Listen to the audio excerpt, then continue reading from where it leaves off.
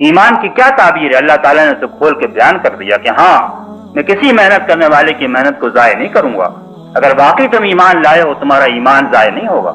لیکن ایمان لانے والے تو وہ ہیں جو میری خاطر میرے دین کے لیے گھروں سے نکالے جائیں، تکلیفیں دی جائیں اور ان کو صبر کے ساتھ برداشت کریں، میری راہ میں لڑیں، اور اگر جان دینے کی نوبت آئے تو جان دیں، اور مال دینا ہو تو مال دیں۔ یہ وہ لوگ ہیں جن سے میرا وعدہ ہے، جن کو اس بات کی ضمانت ہے، جن کو اس بات کی گارنٹی ہے کہ میں ان کو جنت کے اندر لازماً ضرور داخل کروں گا۔ جب آدمی جنت کا طلبگار بن جائے تو اس کے گہرے اثرات اس کی زندگی میں پڑتے ہیں، اور جنت کے طلبگار اور دوزخ کے طلبگار ان دونوں کی زندگی اس دنیا کے اندر ایک جیسی نہیں ہو سکتی۔ آخرت میں تو دونوں کا انجام بالکل مختلف ہوگا اور بالکل متضاد ہوگا۔ ایک سائے میں ہوگا، ٹھنڈے ٹھنڈے سائے میں، دوسرا گرم سائے میں ہوگا۔ ایک کے لیے آرام دہ بستر ہوں گے، دوسرے کے لیے آگ کا بستر ہوگا۔ ایک کو پینے کے لیے جام ملیں گے اچھے سے اچھے، دوسرے کو پینے کے لیے بیپ اور خون ملے گا۔ قرآن مجید نے اس فرق کو بالکل واضح کر دیا ہے کہ وہاں جا کر تو دونوں کی کیفیت بالکل مختلف ہوگی، لیکن فرماتا ہے لا یستوی اصحاب النار و اصحاب الجنہ، دونوں برابر نہیں ہو سکتے۔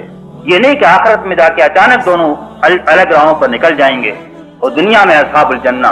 اور اصحاب النار دونوں ایک ہی طرح زندگی گزارتے ہوں گے، بلکہ دونوں کی زندگی میں، اس کے انداز میں، ان کے لائف سٹائل میں، ان کی روش میں، ان کی سوچ میں، ان کی فکر میں، ان کے برتاؤ میں آدمی نمایاں فرق محسوس کر سکے گا کہ یہ وہ لوگ ہیں جو اصحاب الجنہ ہیں اور یہ وہ لوگ ہیں جو اصحاب النار ہیں۔ اصحاب الجنہ کی خصوصیت اسی رکوع کے اندر بیان فرما دی گئی ہے کہ پہلا جو نمایاں فرق اصحاب الجنہ اور اصحاب النار کے درمیان ہے وہ یہ کہ اصحاب الجنت تو وہ ہیں جو ہر لمحے یہ سوچتے ہیں، دیکھتے ہیں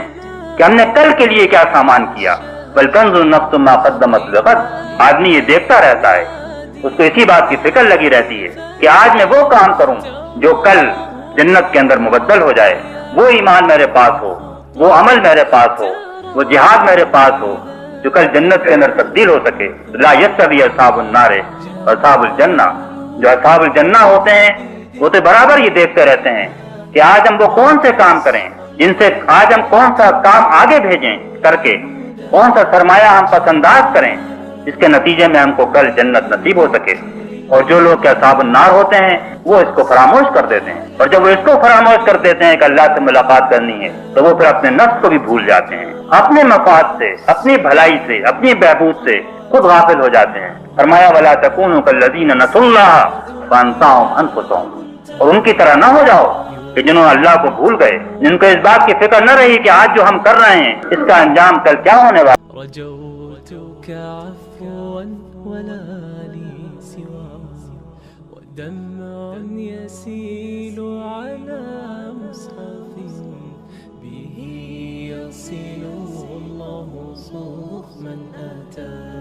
فتلك سجايا لقلب سليم إلى الله دوما تدور رحى، فيا سعد من كان ذا همة إلى جنة